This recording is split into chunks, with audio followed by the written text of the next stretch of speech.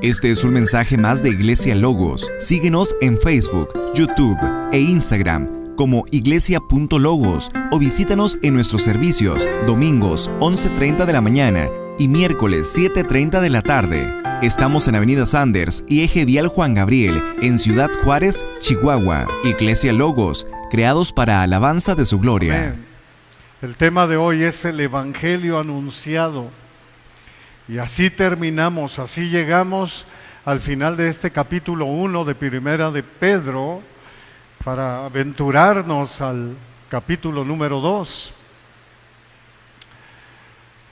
Hemos llegado al final de este primer capítulo de la primera epístola del apóstol Pedro.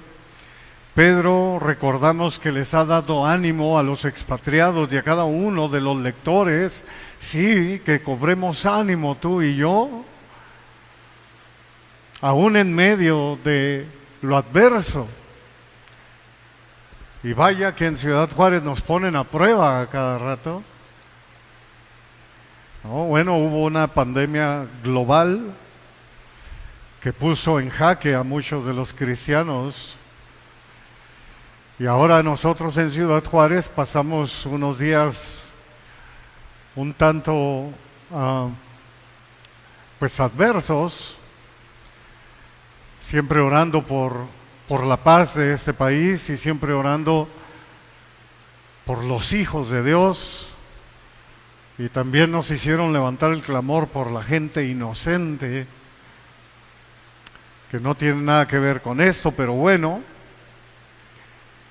Pedro nos dice en su primer carta, el Espíritu Santo nos dice que cobremos ánimo aún en medio de lo adverso, porque hay esperanza.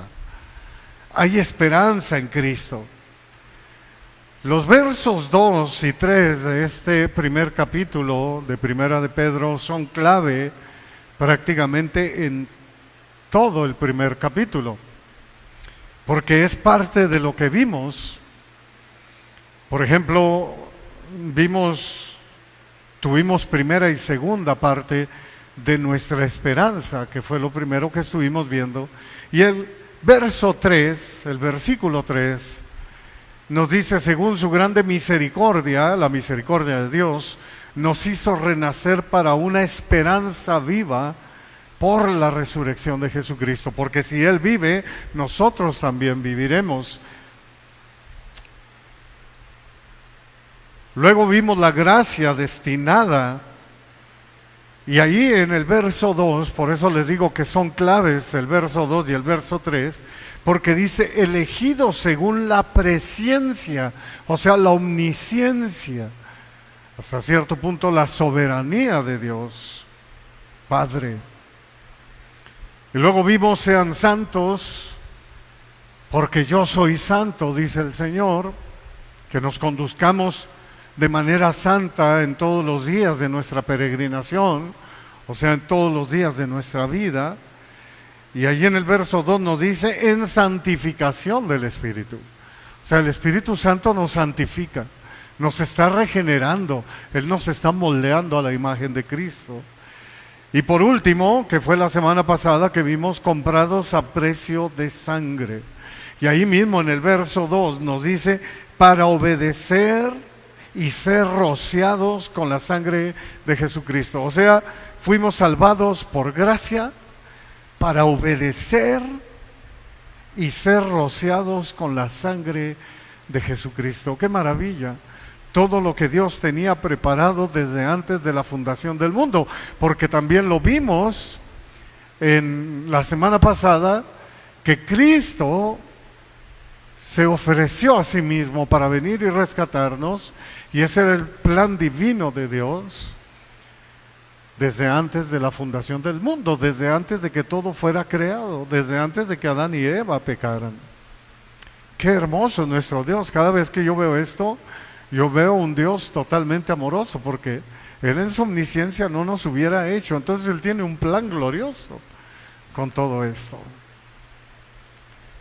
El Evangelio anunciado estaremos viendo el día de hoy, así cerramos este capítulo. Dice el verso 2: habiendo purificado sus almas por la obediencia a la verdad, mediante el Espíritu, para el amor fraternal no fingido, ámense unos a otros entrañablemente de corazón puro, habiendo purificado sus almas por la obediencia a la verdad.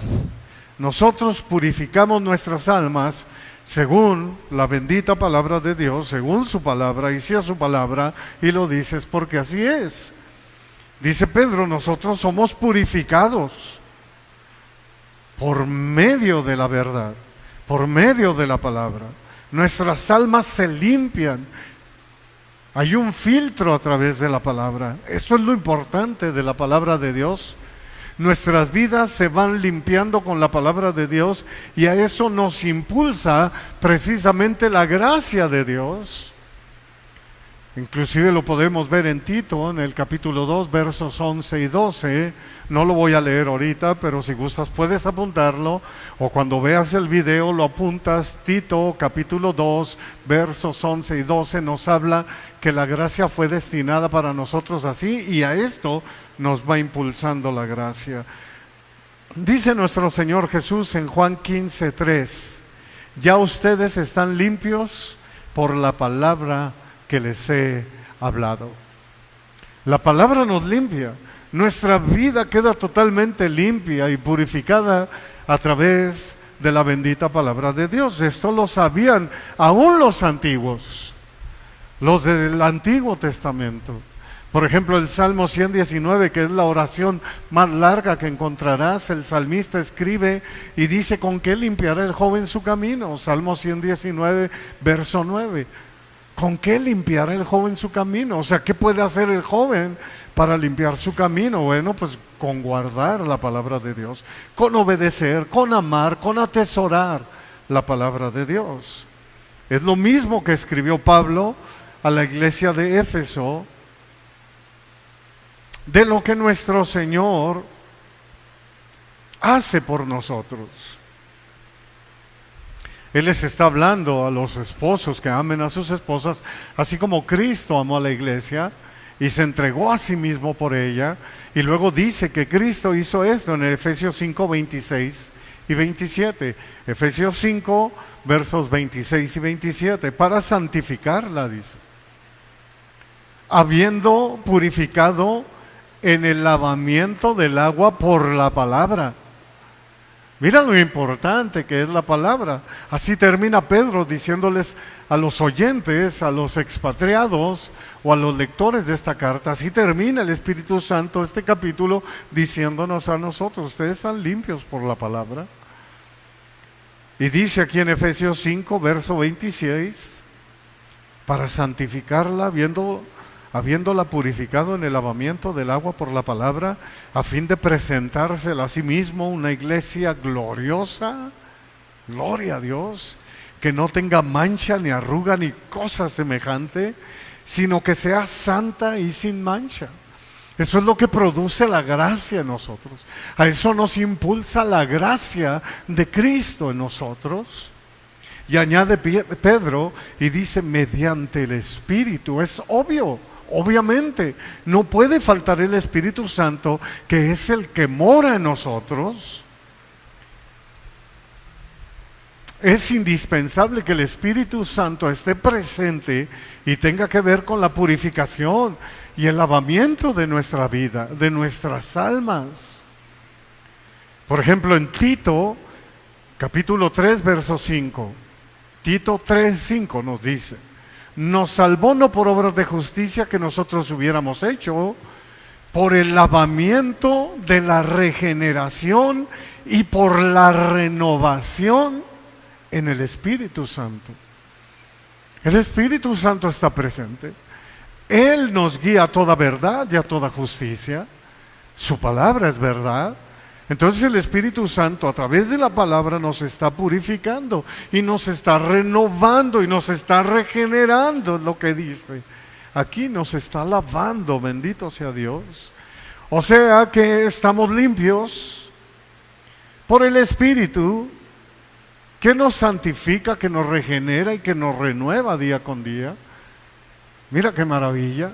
Eso es lo que hace el Espíritu Santo en el cristiano. El que es salvo te va regenerando, te va renovando, te está haciendo nueva criatura, te está moldeando a la imagen de Cristo, a fin de presentársela a Cristo, una iglesia gloriosa, sin mancha y sin arruga.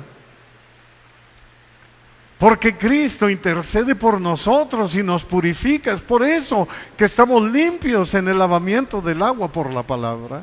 Estamos limpios, todo esto es su gracia destinada para nosotros, como lo vimos la semana pasada, o más bien hace 2 semanas. Todo esto es el Evangelio anunciado. Y esto nos lleva, dice el apóstol Pedro ahí en el verso 22, al amor fraternal no fingido. El amor fraternal, el amor entre hermanos. Si tú buscas en el diccionario la palabra fraternal, te va a decir que es entre hermanos. Es algo sumamente familiar, entre hermanos. Significa un amor sincero. Esto implica una entrega desinteresada. Mira qué importante, ¿eh? Por esa razón, una persona egoísta no puede amar de verdad. Una persona que es egoísta no puede amar de verdad. Nuestro Señor Jesús deja un consejo maravilloso en el Evangelio de Lucas. Y nos dice nuestro Señor en el Evangelio de Lucas, capítulo 4, versos 12 y 14. Capítulo 14, perdón, versos 12 y 14. Dice Lucas así, que dijo nuestro Señor Jesús. Dijo también al que le había convidado, al que lo había invitado, le dice Jesús: cuando hagas comida o cena, no llames a tus amigos, ni a tus hermanos, ni a tus parientes, ni a vecinos ricos. No sea que ellos a su vez te vuelvan a convidar y seas recompensado. Mas cuando hagas banquete, llama a los pobres, los mancos, los cojos, los ciegos, y serás bienaventurado, porque ellos no te pueden recompensar, pero te será recompensado en la resurrección de los justos.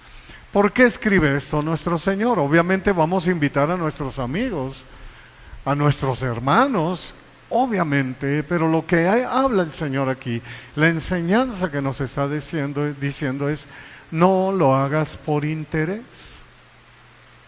Es como cuando el apóstol Pablo nos dice también, o sea, el Señor, el Espíritu Santo nos dice que Dios ama al dador alegre. Que no lo hagas por tristeza ni por necesidad, no lo hagas por conveniencia. Hazlo porque realmente amas. Hay un amor fraternal sincero en ti. Cuando tú invites a alguien, no esperes recibir nada a cambio. No esperemos ser como Kiko, el del Chavo del Ocho, cuando le hacen la fiesta y que ve que alguien no le lleva regalo y se enoja. No hagas una fiesta para que te traigan regalos. Haz una fiesta porque amas a esa persona y porque quieres convivir con esa persona. No porque esa persona te va a recompensar, ¿me están entendiendo? Voy a invitar a mi jefe del trabajo para que me ascienda de lugar. Ese no es un amor sincero, es un amor egoísta, narcisista, centrado en mí. Es que yo no invito a esas personas porque no traen regalo. El amor fraternal entre hermanos no es fingido. Eso es lo que está diciendo Pedro. Eso es lo que produce el que ha sido purificado, el que ha sido lavado con la palabra de Dios. O sea, esto no es algo para que tú te salves, es algo que ya está en ti, si realmente eres hijo de Dios. Es algo que ni siquiera debería de enseñárselos, ha de haber dicho nuestro Señor Jesús. O sea, esto es algo que está en ti. Hace poquito escuché que las bienaventuranzas, mucha gente se queja y dice: no, es que nuestro Señor Jesús elevó el estándar en las bienaventuranzas. No, las bienaventuranzas son eso. no es para que tú te salves haciéndolas, es porque ya se supone que están en ti, porque Dios ya te salvó, porque Cristo ya te salvó. Ese es el amor no fingido, nos está enseñando el amor de Dios y el perdón. Ese amor nos libra de la posibilidad de servirnos a nosotros mismos.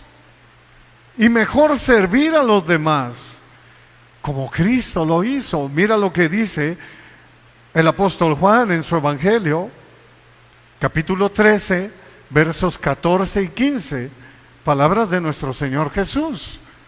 Nuestro Señor Jesús agarró y se ciñó la toalla, se la puso, se la amarró ahí en la cintura y dice: pues si yo, el Señor y el Maestro, he lavado sus pies. Escucha lo que dice: pues si yo, el Señor y Maestro, he lavado sus pies, ustedes también deben lavarse los pies los unos a los otros. O sea, sírvanse los unos a los otros. No es que nos estemos lavando los pies.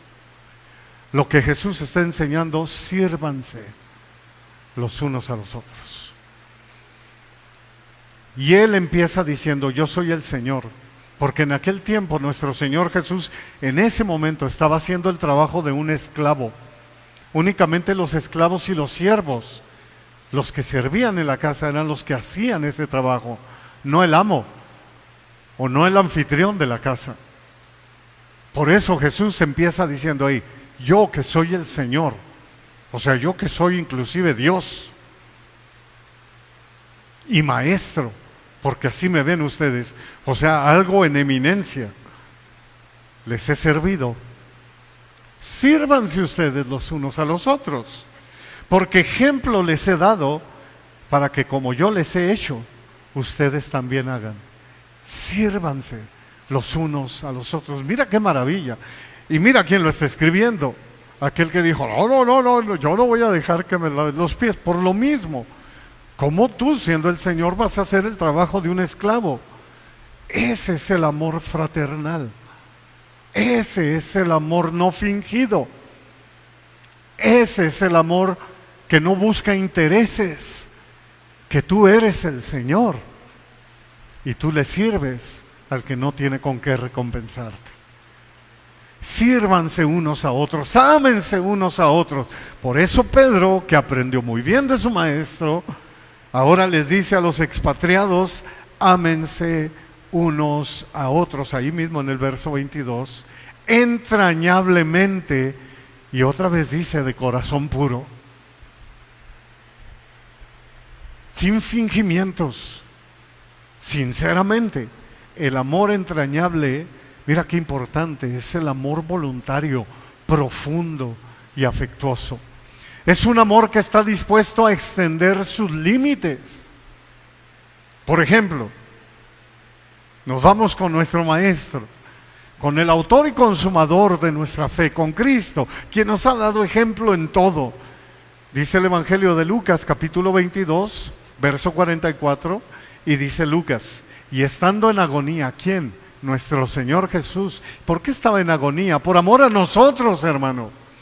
Que no podíamos ganarnos nuestra salvación. Nunca podemos pagarle al Señor lo que hizo por nosotros. Y estando en agonía, oraba más intensamente. Ese es el amor entrañable. Y era su sudor como grandes gotas de sangre que caían hasta la tierra. Ese es el amor entrañable. Es como cuando Moisés escribió el mandato de Dios en los mandamientos en Deuteronomio 6, verso 5, dice: y amarás a Yahvé tu Dios de todo tu corazón y de toda tu alma y con todas tus fuerzas. Y nuestro Señor Jesucristo añade y dice: y con toda tu mente. Ese es el amor entrañable, así debemos amar al Señor. Y luego nuestro Señor Jesús ahí mismo, que le aumentó, no tanto que le haya aumentado, sino que te está diciendo: ahí ve hasta el límite, y a tu prójimo como a ti mismo. Así como amas a Dios, tienes que amar a tu prójimo. Ahora entiendo por qué Jesús dijo, no seas mentiroso, si no amas a tu hermano que estás viendo, ¿cómo puedes decir que amas a Dios que no lo ves? Ese es el amor entrañable. Hay gente que te grita a los cuatro vientos, yo amo a Dios, yo amo a Dios. Y ves que trata con despotismo, con orgullo, con soberbia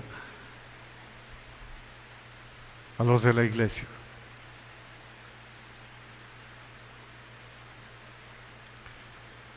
Esto es para nosotros también, los que estamos predicando, que muchas veces ponemos una barrera. No, señores, tenemos que amar entrañablemente. No importa si tienes una congregación de 1,000, 2,000, 3,000, 4,000, 5,000, 6,000, 16,000 personas. Si es posible, haz lo que hacía Alejandro Magno, que conocía todo su ejército por nombre.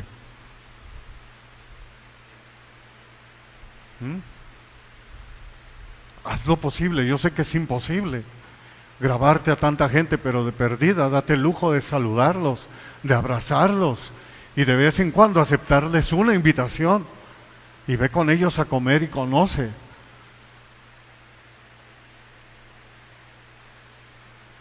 A los que están ahí en tu congregación.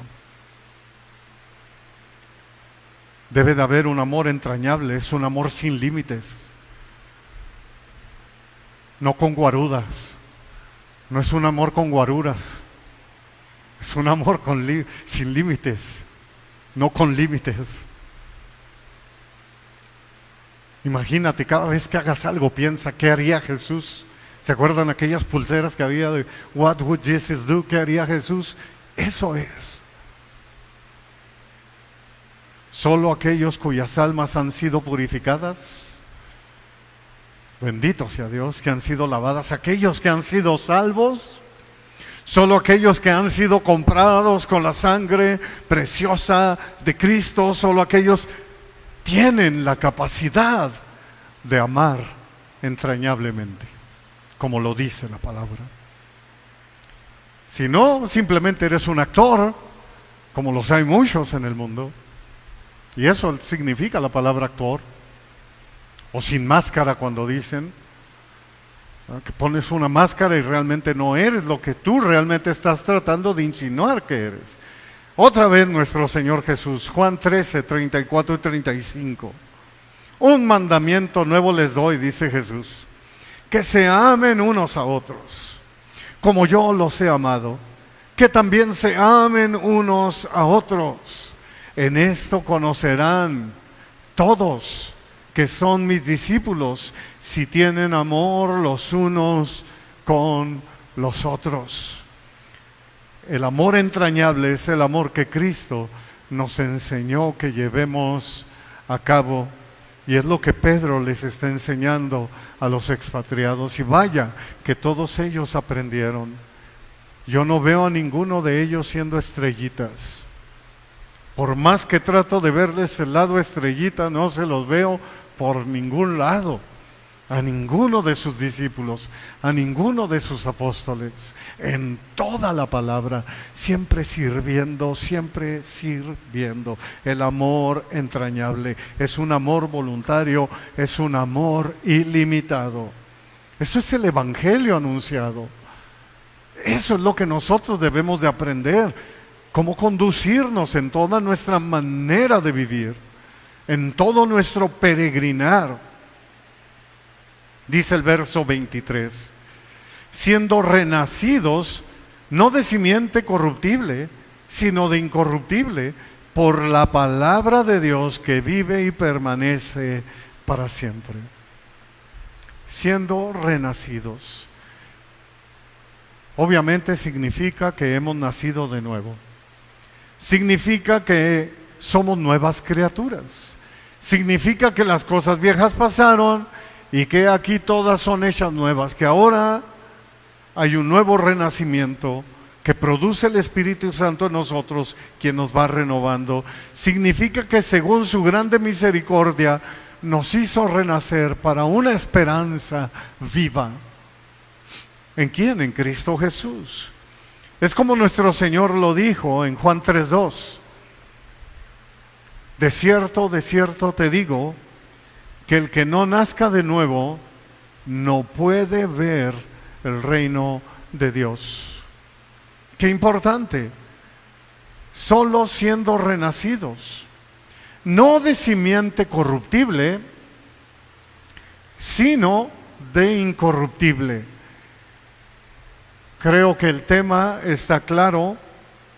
Lo que el apóstol Pedro está tratando de decirles a los expatriados, lo que el Espíritu Santo nos dice a través de la palabra, aquí en Primera de Pedro, en este verso, en el capítulo 1, verso 23, es decirnos, hey, tienes que renacer, y tienes que renacer de esa simiente que no es corruptible.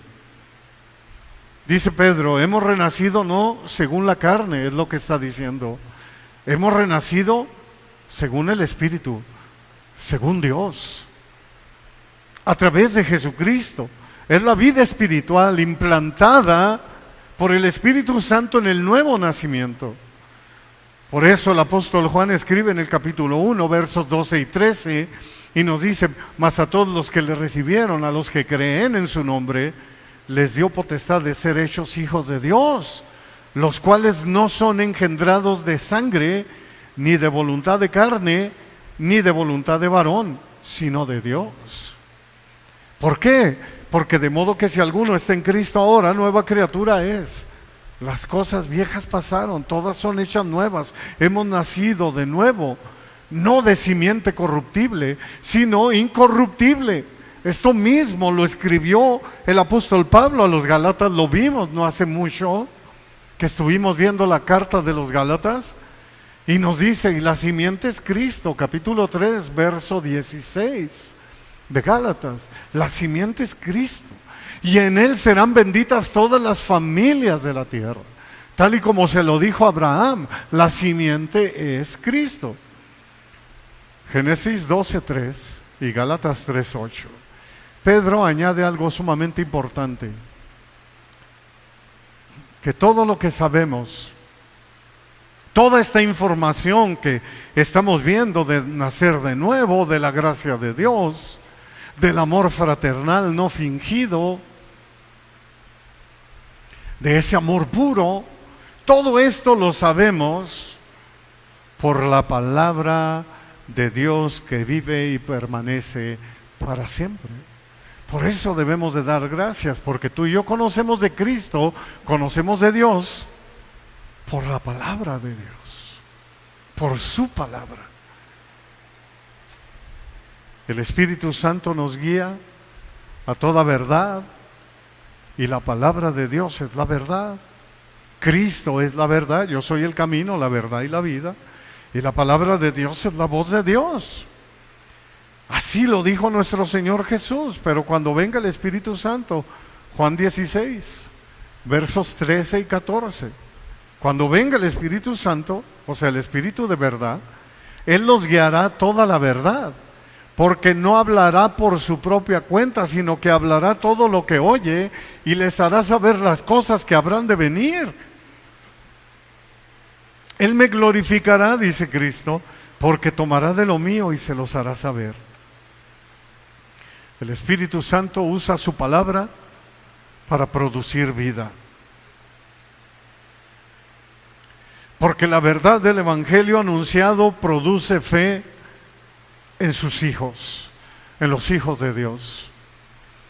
Produce fe en cada creyente. Todos ustedes se lo saben, Romanos 10:7.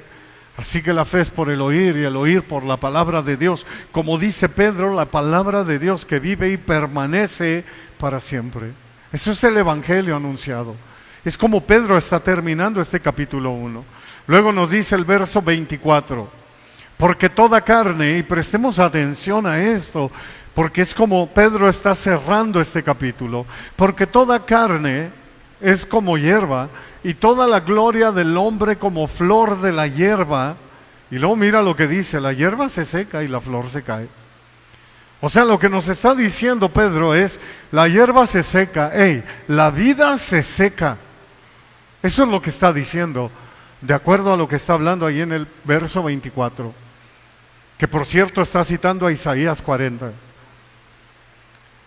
Y dice, y la flor se cae, o sea, la gloria del hombre se cae.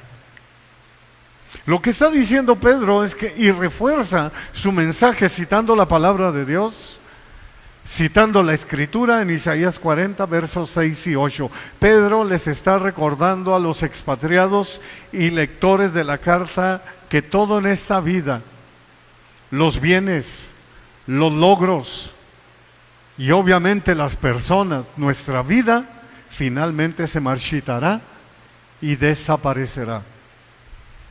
En 1 de Timoteo 6:7 leemos y dice el apóstol Pablo, porque nada hemos traído a este mundo y sin duda nada podremos sacar de él. Simplemente hoy está aquí y mañana ya no está.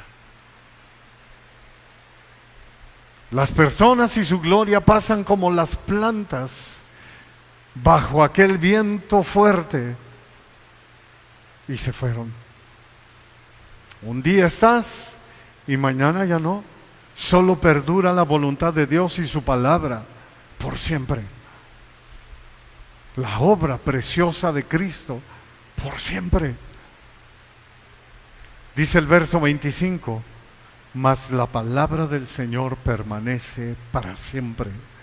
Y esta es la palabra que por el Evangelio les ha sido anunciada. Esto que dice la palabra, esto que dice la Escritura, dice Pedro, es lo que nosotros venimos anunciando. Eso que los profetas indagaron, ¿se acuerdan? Lo vimos aquí en el capítulo 1, y que diligentemente indagaron acerca de qué persona y en qué tiempo, y que no fue para ellos revelado, sino para ustedes, dice Pedro. Es lo que nosotros venimos predicando.